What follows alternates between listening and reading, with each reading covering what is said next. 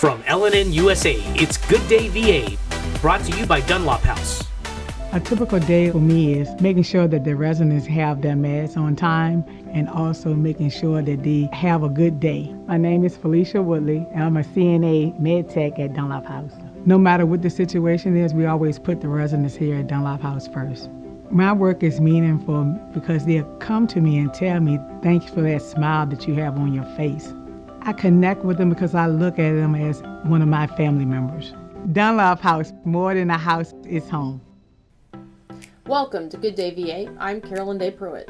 I'm Gianna Deepa. I'm Samuel Pugh. Welcome back to the show. We appreciate you joining us. Let's check out what we have for you this week. G, what are we talking about in sports today? Well, today, guys, we're going to be talking about fans versus the players. Yes. Oh, all right, that sounds good. Sam, we're taking a look at a controversial topic in our deep dive. Yep, that's right. We're going to explore a recently passed social media law in Utah and its potential unintended consequences. All right, that's intriguing. Social media is a hot topic right now. We'll have all that and more when we come back.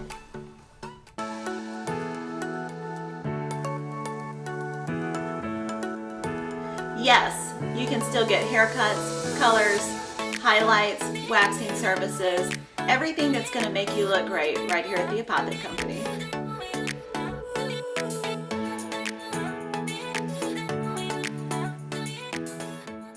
It's time you heard the best fried chicken doesn't come out of a bucket or a box. You'll find it fresh out of the deep fryers at Breeze Inn. Virginia's finest chicken. Succulent, juicy chicken with a crispy coating. Hungry for more? Try our pulled pork barbecue, real Philly cheesesteaks, and mouth-watering burgers. Home to Virginia's finest chicken. And oh yeah, we've got a convenience store too. Welcome back to Good Day VA. Let's take a look at this week's top headlines. On Tuesday, March 28th, Prince George County announced that the county attorney, Daniel Whitten, has resigned from that position. The statement from the county did not provide any additional details or explain a reason why Whitten has left the post. The county did explain that the county's Board of Supervisors has appointed an interim county attorney until a permanent replacement can be found. That interim will be Andrea Erard, who county officials said has over 30 years of experience in local government law. The hiring process for a permanent county attorney will begin immediately. The Southern Virginia Regional Chamber of Commerce is calling for volunteers for its annual Telecommunicators Week. From April 9th through April 15th, the Chamber will show the community's gratitude for those key law enforcement staff members who answer our calls for help. Those who wish to show their support and appreciation can sign up to provide food to a shift of telecommunicators in Colonial Heights or Petersburg. There are 5 staff members per shift and 3 shifts per day. To sign up to help, call 804-526-5872. The Petersburg Cavaliers remain one of only 3 teams undefeated in the East Coast Basketball League and the only undefeated team in the Northern Conference. The Cavs' Elijah Moore dropped 49 points on the way to the Petersburg Cavs' 4th win of the season last weekend. Tavon Mealy quietly added another 30 points. The duo accounted for 60% of the Cavs' offensive output for the night, an output that proved to be crucial as a tenacious Fayetteville Panthers team drained 19 three-pointers in the game. Through 3.5 quarters, the Panthers' outside shooting kept the game close. But with 6:01 left on the clock in the 4th, the Cavs took control. On a quick 8-0 run, Petersburg turned a 106 tie into a 114-106 lead, enough to take control and close out the game 133-120. Spring is here and more people are getting outside or just getting out and about. Luckily, there are a number of events taking place in the area over the next couple of weeks. Tomorrow, April 1st, the Friends of the Lower Appomattox River are partnering with the Prince George Parks and Rec Department along with Riverside Regional Jail to host the 7th annual Appomattox River Trail Run/Walk. Registration opens at 7:45 that morning with the run to begin at 9. The event will take place at Appomattox River Regional Park and proceeds will benefit the Special Olympics and FOLAR. From 9 a.m. to 2 p.m. that same day, the Prince George Women's Club will host its annual spring car show in the Prince George High School parking lot. On Saturday, April 8th, Prince George will also host its annual Easter egg hunt. That event is open to Prince George County residents aged 2 to 10 and will take place at 11 a.m. at Temple Recreation Park. Adults can have fun as well that day by making their way to the Appomattox River Wine Festival. The festival begins at noon at the Appomattox Boat Harbor and will feature local and regional wine, mead, cider, beer, and cocktails, along with live music, food, and vendors. Finally, Virginia's 90th annual Historic Garden Week will take place from April 15th to the 22nd. The event features numerous homes and gardens across the Commonwealth that open their doors or gates to Garden Day tourists. This year's local tour will feature Flowerdew 100, historic Brandon Episcopal Church, Aberdeen, and Center Hill Mansion in Petersburg. Additional attractions include an organ concert at the church, a painting demonstration by local Prince George artist Ed Hatch, an open house event at Hatch's studio, and a native plant sale at the Burroughsville Community Center. For more information and to purchase tickets, visit vagardenweek.org. A brief note to our viewers that next week's show will be different from our normal lineup. L&N is proud to be partnering with the Sova Chamber of Commerce to host their 2023 Next Gen Leaders 40 Under 40 Thursday evening, and next Friday's show will be a presentation of that event. The Next Gen Leaders program is designed to recognize the efforts of rising business and community leaders in the Tri-Cities area, and we hope you enjoyed the presentation as much as we have enjoyed highlighting these impressive nominees.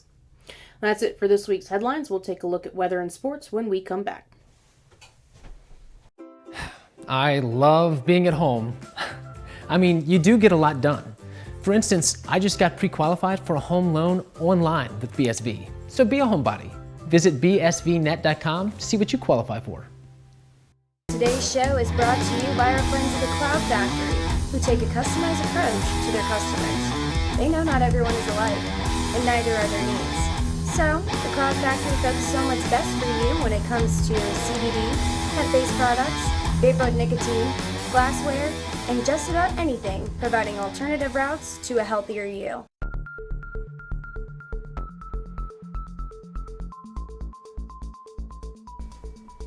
Welcome back to Good Day VA. We'll jump into sports in a moment, but first let's take a check on weather from Chai, the weather guy. L&N Weather, brought to you by Petersburg Jewelers.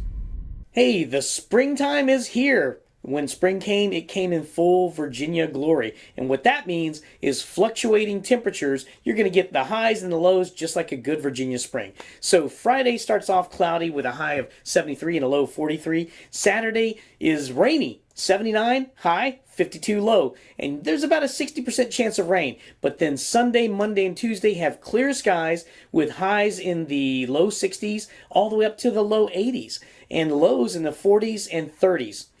Tuesday brings in sunshine, as stated, with a low of 54, and a high of 81. Now, Wednesday brings back the clouds with a high of 82 and a low of 61. And Thursday comes the storms, the springtime storms of Virginia. A 60% chance of thunderstorms with a high of 81 and a low of 63. So, like I said, Virginia has a fluctuating kind of weather in the springtime, and that's exactly what's on the palette. Whether it's raining diamonds or sapphire skies, add a little sparkle to your day with Petersburg Jewelers. Thanks, Chai. Now it's time for sports. G, take it away. Let's talk fans versus the players. All right, guys. So, Bradley Beal, a basketball player guard for the Washington Wizards, is actually under a police investigation. And here is why. It is reported that a fan said something to him that he didn't like very much. He walks back to the fan, swats the fan's hands down, knocks the hat off, and kind of grazes his face in the process. And it's being reported that there is probable cause for a battery charge. Oh, give me a break. So first thoughts, guys. First thoughts on that. Okay, first of all, a question: Where did all this go down? After a basketball game, but like in the actual arena. In the arena. Wow. So he walked back up to him and like knocked his hat off and grazed him in the face when he did it. While not correct. Okay, both people are idiots. Mm-hmm. So, but isn't part of being a professional athlete that you're gonna get? You're gonna get heckled. You're gonna get some heat. Mm-hmm. That's why he's an idiot. That also the fan who felt it emotionally important enough to say something disrespectful to another human being is an idiot. But man. I feel like we got away as a society from there being consequences to saying something insane to someone. Gotcha. So, I'm kind of glad he did it. But what did he say to him? So this is fairly new. What he said specifically has not been released just yet. But from what is being reported, the fan lost a bet due to the outcome of the game. And because of that, he has something to say to Bradley Beal. And we step into the controversial world of now legal sports betting. Here we go. Absolutely. So there's a whole nother topic, right? But it sounds like what I'm understanding is that is not okay. Is it ever okay for a fan to respond?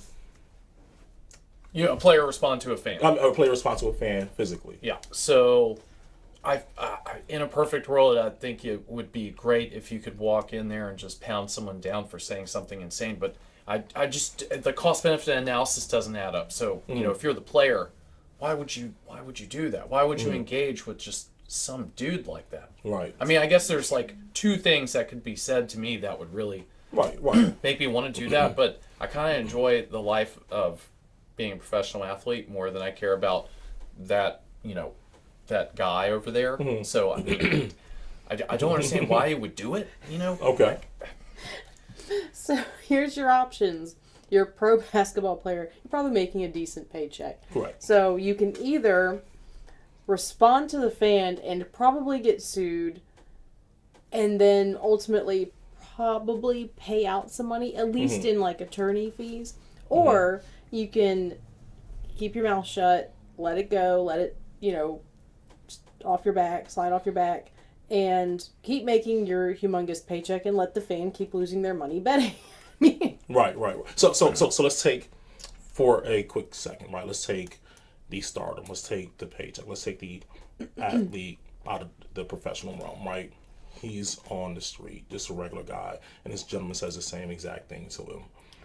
And it's something, I could think of a couple of things that somebody might say to me, hey, my children or something like that, whatever the case might be, that'll make me pretty upset, right? Because I think sometimes we do tend to forget that they're still humans, right? They just spotlight. But that's what civilization is separating that that knee-jerk violent reaction to words. From us, all living together in a peaceful society. I'm with you. There's Will Smith. Oh my gosh, I knew that was coming. I don't know why. Just I knew it was saying, coming. he kind of got away with it, no consequences, and what kind of example does that set? Right. I'm right, but would that be okay in the street? Like just walking down the street? No. I don't think there's anything You'd end up another getting human arrested. being. Yeah. Okay. There's nothing another human being could say to me that would spur me to actually physically assault them. I mean, that's a line that has to be crossed actually physically for physical retaliation, because now you're escalating it. You could punch someone in the head, they fall and hit their head on the side of the curb and they die. Okay. Like the cost benefit analysis is just completely. And it was just words. It was Fan just didn't verbal. throw anything at him. Just or verbal. anything. Okay. Okay, so now let's talk about that, right? Because we can talk about two very so let's talk about 1979. I don't ask me why I know this hockey game. The I think it was the New York Rangers versus the Boston Bruins. A fan ends up throwing something at one of the players. After an altercation ensued between the player and another player from the other team. So the fan from the home team throws something at the player. The player ends up against the glass, and the fan then grabs the player's hockey stick. The player and his teammates then jump the glass and they start pouncing on fans. Yeah, it's fantastic. That's Hockey, probably I my feel favorite like, hockey is its game ever. own thing. Okay. I personally, and I've said this before in our sports talk, that I personally enjoy sports fights. Oh my gosh. She's like, When where's all the the violence? Where's the players- blood? I just watched Nolan Ryan beat Robin Ventura's funny-looking skull the other day. It was great. Go look that up. I don't know why, but baseball fights are the best. I love when they all jump the wall. Go for That's it. going to take so long for them to get to wherever the fight is because they all coming from the dugout. You're like, okay, what point? And there's coaches in there fighting. Right. Tommy Okay. Lasorda got tossed by Pedro Martinez, one of the greatest moments of all time. Oh my gosh. Okay. All right. So, but in that Okay. in that case though, the fan threw something at the player and then ends up grabbing the stick. Are we okay? Sorry, I'm going to say, are we okay? Is it justifiable at that point? I think the fan, if you're grabbing the hockey player and grabbing the hockey stick, you're putting yourself into a potentially violent, dangerous situation. That's on you at that point. Okay. 100%. That's like if you walk up to a baseball player and grab a baseball bat. I mean, Yeah. Right. he could hit you with it. Like, Yeah. So I kind of look at this as like countries. Like what you wouldn't want is somebody, having a slight transgression, like accidentally sinking a ship, on the high seas, and in the other country, nuclear, escalation in how do you response to that. accidentally sink a Right. ship? Oh, Oops. there's collisions. Okay, boom. Okay. Well, collision's so, different. Okay, so all right. Yeah, one country like when India and China, when their armies kind of got in a fist fight on the border a few months ago, like you wouldn't want to see that, and then it be answered with nuclear annihilation, right? Because the response is not equal to the provocation. Gotcha. So on a human level, that's the same thing. I mean, you rise to the level of provocation that's being, the person in the wrong, theoretically, is giving you. So I mean, if a fan gets physical with a player, that dude should have scars at the end of it. Especially if you're inserting yourself in a violent situation that's happening kind of, that's kind of condoned by society. We're like pretty cool with like hockey fights and baseball brawls and stuff. Right. Like that's a special scenario. So if you put yourself in there, you screwed up. I love that it's a special scenario. All right, so It is kind of. so let's talk about Hockey. so let's talk about penalties for the athletes, right? So again, we think that it is justifiable for them to respond at that point, correct? If something physical slapping happens. a hat? Not really. No. I'm not. We're not referring to Okay. just in a situation where a fan If physically. I think if a fan physically hits them, then I would not blame them for defending themselves. So are we Words, saying? a fan just saying some stuff at you, maybe you need to have a little bit thicker skin than that. But I also understand if he went to just knock the hat off and then accidentally got the face in it, that's Plus, these guys gray area. are really Yeah. operating in their like fight response. It's a competitive physical And game, that's so what you're I'm getting already ready in a at. different zone. Absolutely. Testosterone's yeah, going. Yeah. Exactly, and that's why we watch these guys, because I mean, think about it, it's a form of warfare. When they're already out there, and then you all of a sudden attack this person. At that, they're just seeing this is a different mindset, and they're just probably seeing red at that point. And I see you as an opponent now. Yeah. And because of that, this is how I'm responding. I mean, not justifying it, but what I'm saying is that could be the case. But in a situation where an athlete is physically assaulted, or whatever the case might be, whatever you might want to call it, and he responds physically, or he responds in turn, by hitting the fan, right? Should there be any consequence for the athlete? Should the athlete be fined? Should there be any suspensions, or are we just like, hey, he hit him first? I want to know what your thoughts on Yeah, that. that's a tough one. I mean, I would imagine that there's nuance here. So it's what kind of response. I mean, did he level the guy with a right cross over words? I mean, that's not really acceptable. I just can't imagine what kind of real idiot would say something to provoke a professional athlete and get personal with the guy. And like, here's the thing: I don't condone it, but I understand it totally. Because you're in the competitive, zone in your head. But yeah, if you retaliate completely out of proportion with the provocation, I don't know about like legal charges. Like, I don't know about that, because this is kind of a special zone where you're allowed to elbow people in the neck and not go to prison. So like not that way, but yeah, maybe a fine. I can't wait to find out what the fans said to him. Yeah, that could. But I guess you're saying that wouldn't change anything. Ham and cheese hot pockets are the best. It's an insane statement. No, they're not the pepperoni ones. For sure. Yeah.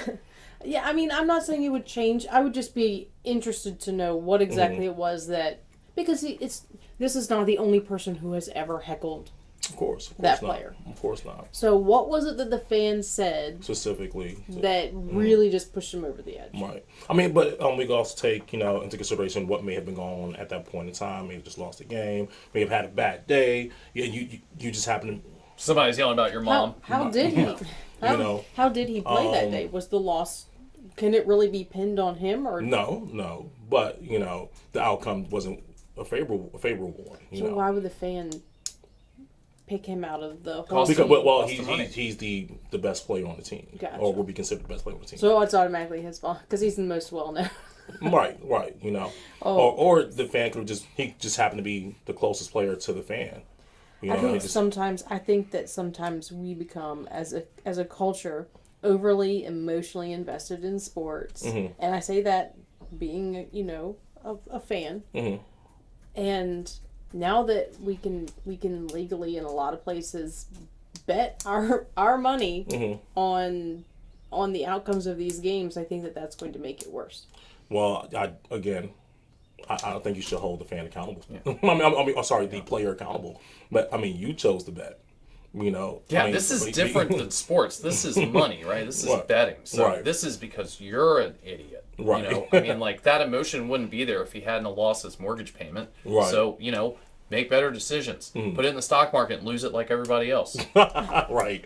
But there are just some cases where fans are just belligerent and for example, we can't talk about this without talking about the Malice and the Palace. Yeah. Back in 2004, the Indiana Pacers versus the Detroit Pistons. Okay, Ron Artest fouls Ben Wallace fairly hard. The fans aren't happy about it. I think Ron Artest gets a technical foul. He goes and lays on the scorer's table, and a fan throws a cup of beer at him. Oh. At that point, Ron Artest loses it, runs up into the stands, and chaos. And so what he does is he attacks one of the fans, ends up attacking the wrong guy. Oh no! So pretty much the guy like right next to him ends up attacking the wrong guy. His teammates jump in to help. They may have been trying to defuse the situation, whatever, but they end up fighting fans as well because obviously they're at an away game. The fans they're ready to attack Ron Artest. Steven Jackson jumps in, he hits a fan, and becomes complete chaos. Right? Did they finish the game? I'm not familiar with this. No, they did not. They finish shut the it all down. Because it got really bad. All right, you should look it up. Yes. Oh yeah. It got really bad. And what's funny is we're done. But there were like seconds left in the game. Like it wasn't that much basketball left to play. Gotcha. But ended up being complete chaos, really bad. So, and for me, I think there's a lot of gray area there. As a teammate, not in the case of Ron Artest, but we could talk about that as well. But as Steven Jackson, his teammate, who goes up there to protect his teammate, what kind of trouble should he be in?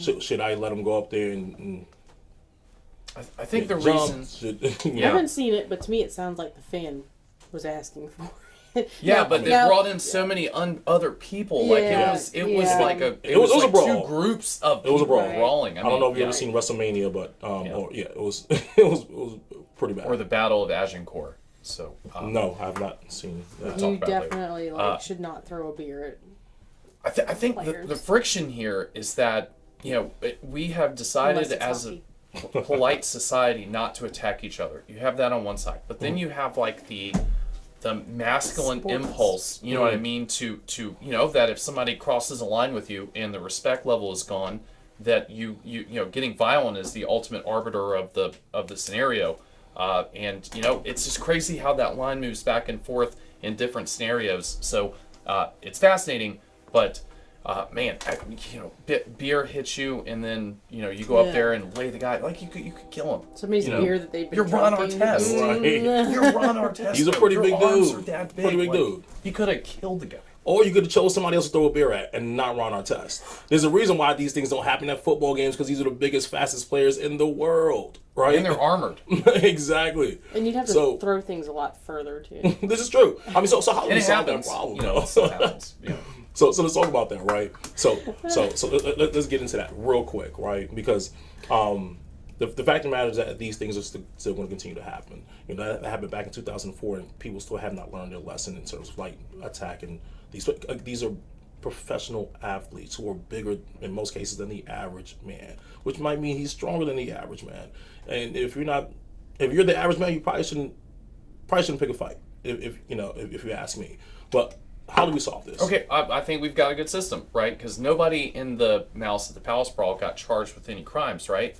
So you leave the legal code out of it. Except for the fan. Except for the fan, sure, as you should have. But you leave the legal code out of it, and you punish them within the organization for being an idiot. But he didn't go to jail for clocking that dude in the face. So I think that's a pretty good compromise. I think it's a good way to handle it. But he was also suspended for the rest of the year and lost, I think, like $5 million in salary. But he didn't go to jail. Yeah. I think, for entirely selfish reasons, which is that I just enjoy watching sports fights, I think just let him go. Oh my gosh! When you see this, you're probably like, no, don't let him go.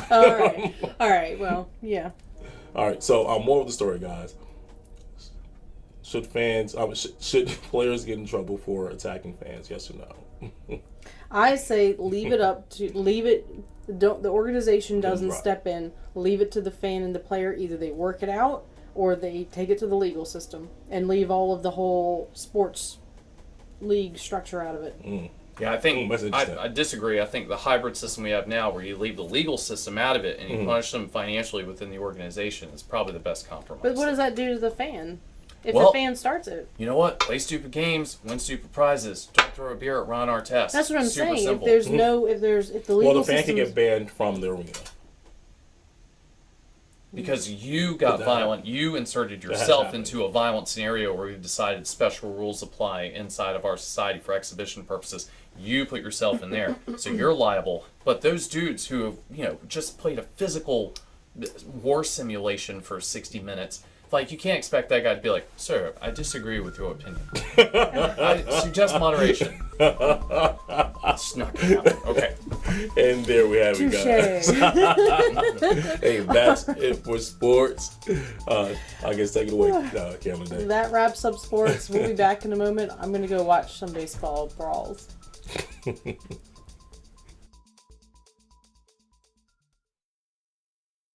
Hi, I'm Dr. Sandy Elvon. And I'm Dr. Adam Elwell. We're chiropractors and we love what we do.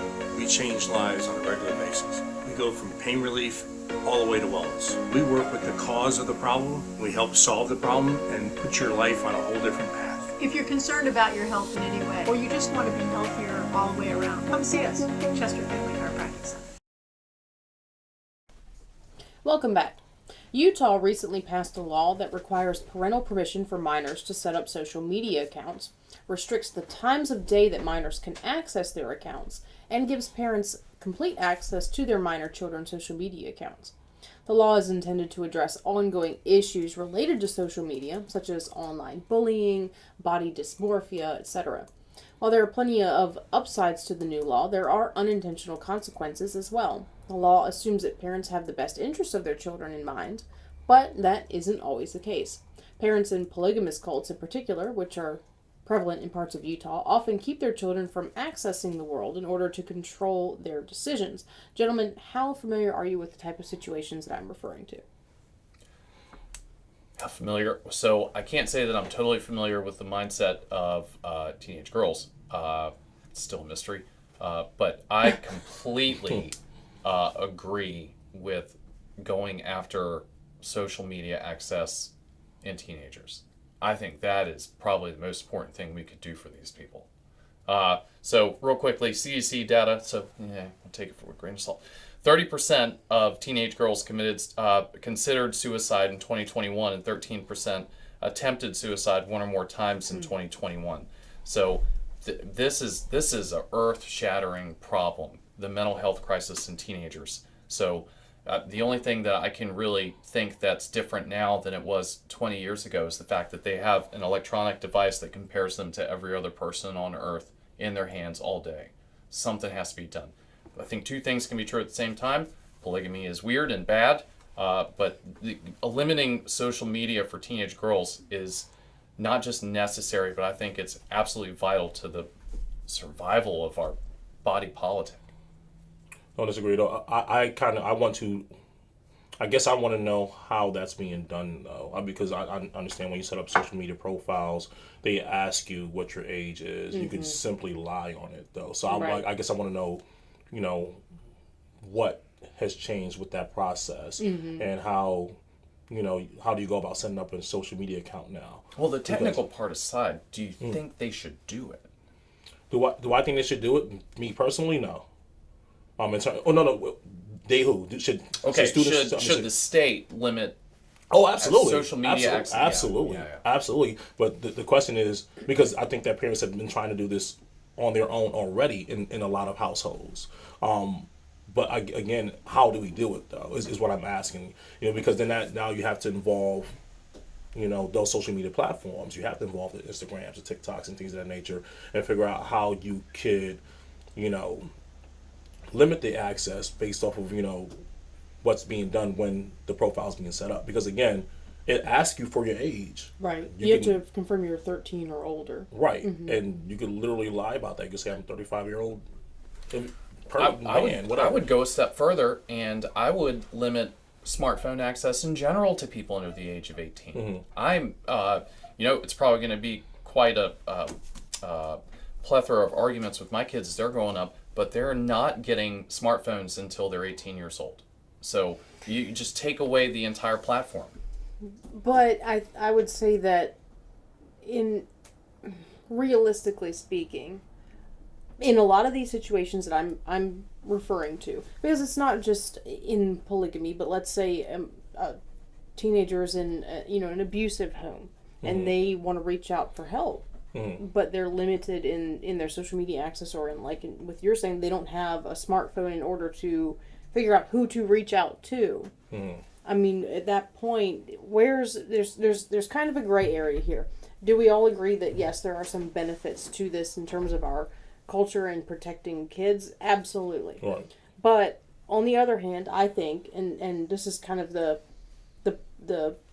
center, the nucleus of this conversation, is when we're considering laws to be put in place, we have to consider all sides, or as many sides as possible. Okay. You're never going to consider every single side, but as many sides as possible, who it's going to impact.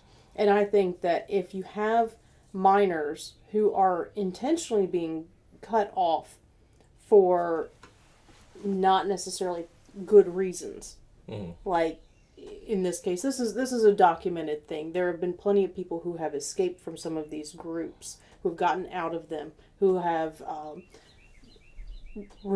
shed light on for the world what's happening inside of these groups, where the kids are being controlled, they're cut off from the outside world, they're not allowed smartphones. Some people, some of the kids will get smartphones, or get phones at least, without their parents knowing, that kind of thing.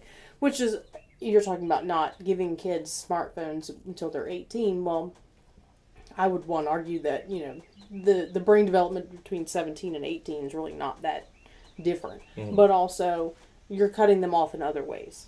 Are you saying you're not going to give them a phone at all, or you're going to give them non-smartphone? No, they will have a phone, certainly, but they will not have access to the internet. Think about it this way. Would you let 400 mentally ill people walk in your front door, go sit down with them in their room, talk to them about how weird they are for 60 seconds, and then get up and walk out, and you're not allowed to hear the conversation? That's what social media is. And that constant bombarding of just a combination of mental illness and body image comparison. The numbers are completely clear. It's not helping them one bit. So yes, there's special cases where a smartphone would have also helped Lewis and Clark get there. But there's special cases for everything. Okay, but you have to look at. I don't know any polygamists personally, but I know lots of teenage girls that are in crisis. Okay, like a lot of my friends are dealing with this right now. They're giving their kids phones at age 8, and they're coming in there and they're asking, questions that I didn't even consider until I was in my 20s. So this is a horrible epidemic. So I fully acknowledge that. I think you can separate these two issues and have social media and teenage access, especially teenage girls, and then put polygamy over here on a separate plate and be like, okay, well, there's got to be a different way to deal with this. Right. We don't need TikTok to save girls in polygamous cults. Correct. Maybe it would help, but this is worldwide. This is everyone. I don't know. I think that what you are referring to has absolutely nothing to do with social media or the law at all. I do think that those are two different things. That's a people thing. Which to having people being cut off or having kids being cut off in cults, and kind cults of. and things of that nature. I don't think that has anything to do with because regardless of whether a law is passed or not, they're going to be restricted anyway. Does that make sense? Well, I guess what I'm saying is, as it stands right now, parents don't automatically get to access their kid's social media account. But if you have, say, a 15-year-old girl who's being given options for the 3 guys that she can marry within the next year, Right. Call 911.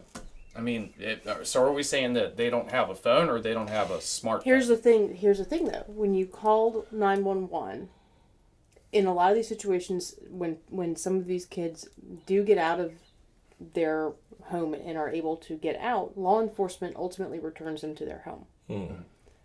Because they're considered either a runaway or because the parents have legal guardianship, and the way that the laws are structured in Utah is they go back to, to their home, to their parents. So calling 911 may not necessarily be an option. Maybe they need to get in touch with a group that specializes in helping people out of those kinds of situations. So if a teenage girl calls 911 and says, I'm 13 years old and I'm about to be married off to a 42-year-old, the state of Utah doesn't step in there? Not necessarily, no. Or even if they do, even if they open a case into it, it's usually a long, drawn-out battle where a teenager is fighting for emancipation, and that's a whole legal process. And oftentimes, according to what the people who come out of these groups have said, is they'll go into a meeting at 15 years old, and with the leaders of the group, and they'll come out knowing who they're going to marry. Oftentimes, it's somebody who is 1, related to them, and 2, much older than them.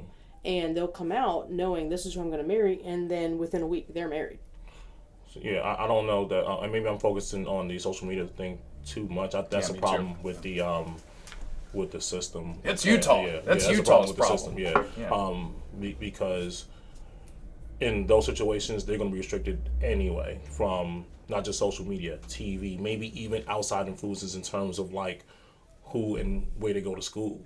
If they go to school at all, if they're being homeschooled. So their resources are already going to be limited, and I guess it's up to the state to figure out, how we infiltrate that system or that structure.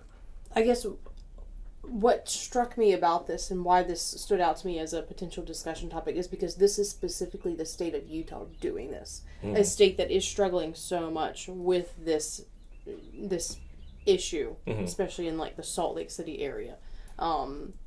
So is it by accident that Utah is the state considering this? I mean, it's hard to read into intent with human beings. Sure. So, especially politicians. Yeah, especially politicians. So it'd probably be speculation. So I think there's three pots here.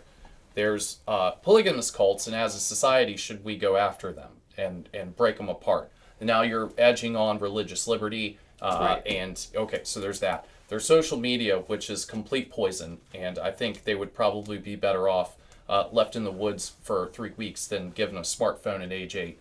Okay, and then there's the motivations of a government that are dealing with both of those things. So are they getting rid of social media access to keep them isolated in a polygamous cult? I understand that. Another part of this is this the role of the state? Or are you starting to cross the line into parental rights? Right. And that's a huge deal, because the bar should be pretty high for the state to step in, interact, and get in between a child and its parent. But man, I mean, we have all kinds of special scenarios where they do that. If they're addicted to fentanyl, right? The state's going to get involved. Right. If you're a polygamist and you have 16 wives and everyone's eating beans because you're in poverty, I think that's where human beings come together and say, okay, the individual rights of the children are being violated here by the insanity of these parents. Okay, and that's the role of the state, is protect individual liberty. And if your liberty is restricted, then you got to go in there. Do you restrict their individual liberty access to a smartphone as a minor? Yes. We also have special rules for minors, things they can and cannot do. They can't go into a rated R movie. So if we're willing to say that you can't hear cuss words in a Steven Seagal movie, which are amazing, then you shouldn't have access to the whole world worth of mental illness being pumped into their cranium. So, final thoughts. That kind of sounded like a little bit of a wrap up for you, G. I think this is very, very complex. Yeah, I would agree with that. This is very complex. Go ahead. You gonna give your kids a smartphone? Eventually, but what age do you think? Probably not till 13. I didn't get a phone until I was. This is different times, but I didn't get a phone until I was probably 17. I was 15, I think. Yeah, about But 20. it wasn't a smartphone at that point Right. because, Right. You get a My phone, first phone but was a track phone. 30% of teenage girls considered suicide. 13% attempted suicide one or more times. Mm-hmm. Where is that coming from? The only variable is smartphones. I don't disagree. And not necessarily smartphones, but I think just access to the internet, access to social media and things of that nature. And that's not necessarily smartphones themselves. In terms of to answer your question, though, the age of 13, but with restrictions, you're using this phone to make sure you have access to me or access to your mother or whatever the case might be. You're not using But a this regular phone phone would do that. good luck finding them. It's not that they have access to the internet, it's that they have access to the internet 24 hours a day. Right. And it Well, affects doesn't every that motion. ultimately come down on the parents? Like, hey, give me Yeah. your smartphone between the hours of 9 this time, p.m. this and time. 6 a.m. I wish we held each other more accountable for this. Certainly, I'm not giving my kids a smartphone. I know lots of people who are pulling it back because they gave their 5-year-old an iPad and now they can't function in society without the iPad. Right. So, and I was going to get to that. I think that the issue here is more so the parenting type that, especially here in America, where the iPad and the cell phones are now the child's babysitters. Like, here, watch this show on your iPad. Watch this, or keep your cell phone to keep you busy while I read, while I digital cook, while I do. pacifier. Right. So I think have that's people consider the consequences of doing that? This is the first generation of human being that we've done this to, and the numbers are not good at all. right. But who's paying attention to the numbers? And this is now a culture. Have y'all seen this is kind of a side thing, but kind of similar about how kids, adapt and pick up on this technology and all. Have y'all seen the video where an adult goes around and asks different generations to give them the hand signal for a phone? It's like of a certain age, like if you're like a millennial and up, what if you're going to signal to me, you're going to call somebody, what do you do? This. Yeah. I'm like 40, so But We're going to now, go beeper. under 40. we check my pager. But when you ask like kids, they do this. Oh, yeah, of course. Yeah, they do course. that because they're used to the smartphone Yeah. thing. It's just an interesting demonstration of how kids are so into technology and You know what's adapted weird? into it. That's a symbol for like affection and comfort too. It's also when you think of like sleep. yeah, or like a mother, Yeah. touching her child's face. Yeah, we're screwed. That's his final thoughts. That's Sam's final take on this. I guess my point in bringing this up today is simply, yes, we need to possibly put some laws in place or put some restrictions in place to help address the crisis that's occurring, because there is a crisis occurring because of social media, or at least highly linked to social media. But at the same time, we need to consider all the ways that impacts different groups, because there's also a rate of suicide inside some of these groups, and it's not just polygamy. You think about domestic abuse situations, that kind of thing. We have to consider that, and if the rule we're putting in place is going to have a major impact on that specific situation, where it's also dangerous, oftentimes physically dangerous, we need to do something, put an alternative system in place to help them. I think that would be my end argument there. I would say the law should, because that particular statement, I think that's more so within the home, what the parent should do in terms of restrictions and things of that nature, in terms of like cell phone, social media, even TV or screen time. I think the law should probably focus more on the parents. is maybe going too far. But it may be going too far. I think that maybe there should be a required parenting class once a year that parents should, sit down and participate in, so they can be taught, so these numbers can be talked about. Because parents, we're just parenting and not knowing that these numbers are out there. Right. So education. Right, exactly. Mm-hmm. Hey, here are some skills that you can take with you when your child turns 13. Mm-hmm. When your child turns 15, because your children are different at these ages. They're experiencing different things. They're experiencing different kinds of people, So maybe the law should be focused more so on the parents and having the parents participate in parenting classes once a year, or when your child hits a certain age, and they can bring those skill sets back to the home, and that might be pushing it. But I also believe that, at a certain age, you should retake your driver's license test. I don't think this day you should be out there, at 97, still driving.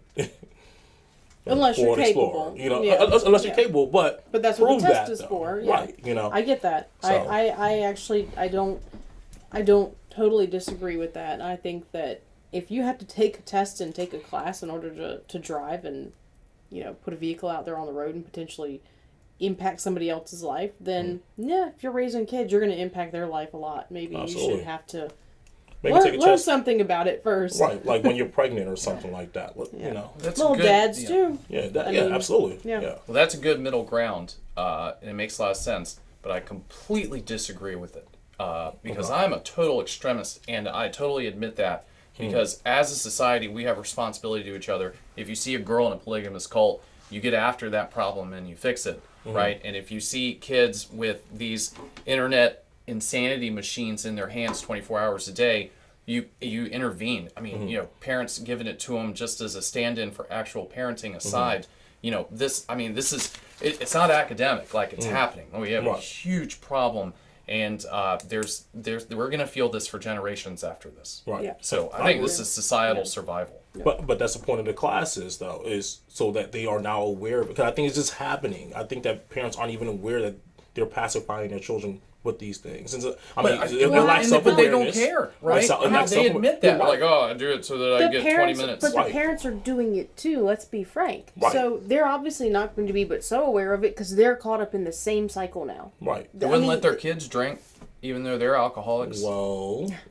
But alcohol has been the center of a very big campaign, just like smoking has. Smoking, has gone down significantly because there was a cultural campaign against it. Right. There's a cultural campaign against, drunk driving and all that. On the books banning kids from drinking. Okay, so we have come together as society and said we're going to intervene. We're not going to let Jim Bob give his 12-year-old boy moonshine and let him ride the tractor. Okay, we've done that as a group. But cell phones are the same thing. But there are also laws against having multiple wives, and people still find a way around what's going on, Utah? What is happening? So people are gonna do what they want to do. Those mountains just getting weird. It's a very multifaceted topic. Obviously, we're not going to be able to cover every single aspect of it today, but I think that we've got a lot of different opinions. Utah's like the West Virginia of the West. Whoa.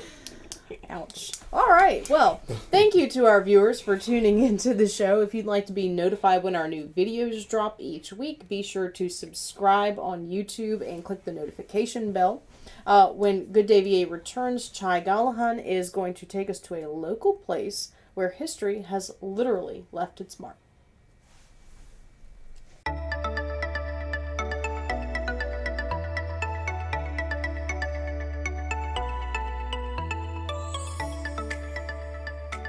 In this episode of Uncommon Wealth, we venture into Petersburg National Battlefield, nestled right here in the heart of the Tri-Cities, in between Petersburg, Prince George, Hopewell, Colonial Heights, and Fort Lee.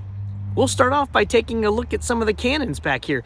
These are the things that most people understand were an important, crucial part of Civil War battles, the cannons and the mortars. But what they may not have realized that there are many types of cannons. So let's take a look at some of these before we go and take a look inside of the visitor center. For example, this one right here is an 8-inch Union siege and garrison howitzer. So they would use this howitzer to launch 8-inch balls, cannonballs, against their enemies during a siege or just at a garrison outpost to protect the troops.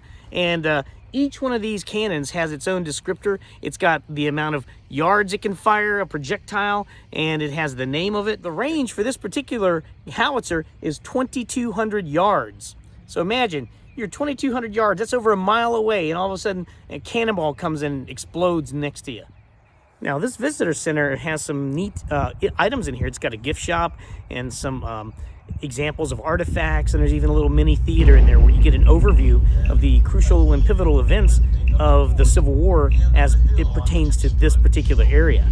And so let's take a look inside and give you a taste of what it's like. Now, there's also lots and lots of trails here in Battlefield Park that people bike on, they go on hikes, they go jogging through the woods. It's actually very beautiful, and spring is blossoming, so the green is coming back to the area. So let's go take a look at that too after a brief visit to the visitor center. Now, once inside the visitor center, you're going to see that they have another plethora, right? There's a plethora of cannons outside, but in here you're going to find books, some knickknacks, and some coins and hats and all kinds of fun things. I mean, just look up here. Got all these books about the siege of Petersburg, the Civil War's black soldiers, the Petersburg campaign, the Second Battle of Manassas. I mean, there's all kinds of fun things here. And even the kids can have some fun because, you know, as a kid, I loved playing with toy soldiers. And here you've got Civil War toy soldiers, as well as another pack with the wagons and the horses in here, and the hats, a spyglass, all sorts of fun things, train sets, t-shirts, you name it. And right here we have a little diorama of what is, it's called Off Duty. It shows some Civil War soldiers in a cabin of some kind, warming up by the fire and maintaining their weapons. But yeah, this gallery has a lot of neat factoids that are posted with some exhibits. Right here you've got some cooking ware and glasses, cups, spoons, pictures from the Civil War, and then there's something really neat right over here. And this is part of the gallery too, where you can look down and see some of the excavated artifacts that they have. This is like a mini mortar right down here. And as you walk around the gallery, you're gonna see almost everything involving the logistics of Civil War. Of course, there is the Battle of the Crater, and you have some information about that. All right, now let's go take a look at some of the trails out here. It's very, very scenic. And there's some areas where the forts used to exist too, and those are really neat. It's easy to imagine Civil War soldiers of both sides encamped on the lush hills of the Virginia woods. This exhibit is called A Splendid Charge. Here at Petersburg on June 15, 1864, African-American troops recorded their first major success of the war in Virginia. And they've got the notes and some illustrations and a timeline to describe to you the events over here. And of course, out here, there are a couple of log cabins, a simulated fort, how one would look, and of course, the staple, cannons. All right, let's go take a look at the log cabins and the simulated fort. Now, behind me, you can actually take you can take a hike down Jordan Point hiking trail and see more sites that are in the woods. Here's one of the cabins, recreated here. Let's take a look inside. All right. Wow, you could almost have a little party in here. I mean, it just shows you the conditions of the living quarters that the Civil War soldiers had to endure. And you look at this is unfinished wood. This is exactly how it would have appeared in the 1800s. It would have been chopped down, sort of planed off, and but it's better than a tent. That's what I can say. It's better than a tent, and it does offer some protection against stray bullets and maybe the occasional cannonball. Now, behind me here are the earthworks, right? You would be charging up against these spikes, okay? These wooden spears are protecting the people on the inside of this encampment. Now over here, we're gonna go right up to the wall. Behind me is a log-lined earthen wall, and there's a big ditch on the other side, a really big ditch. And then this is where you would be defending your position from a Union attack, because these cannons are pointed north, or maybe a Southern attack. So anyway, right here is a cannon, and there's a little window here that you can shoot the cannonballs through. It's really interesting when you come here and actually experience what it's like to walk through these emplacements. All right, and there is so much more to see at Battlefield Park and other stops, but we don't want to ruin the surprise for you. There's the Battle of the Crater area where you can see where the crater exploded. Of course, it's been eroded, but you can walk up and actually see that. And there's this final monument and obelisk and on the way out. So it's a beautiful scenic driving tour. And then when you finish, you end up right here, and that's Crater Road. But if you get out and experience some of the sights and sounds and history, you're going to have a really enriched event, a very enriched event. So this is Chai for Uncommon Wealth, signing out.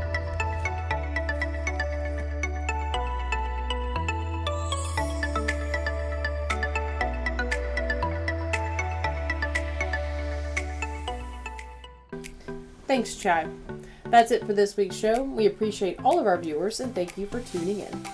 If you enjoyed today's show, be sure to subscribe to the LNN USA YouTube channel and follow us on Instagram and Facebook. And a big thank you to all of our sponsors, especially Dunlap House, for making this show possible. We'll see you again next Friday. In the meantime, have a good day, VA.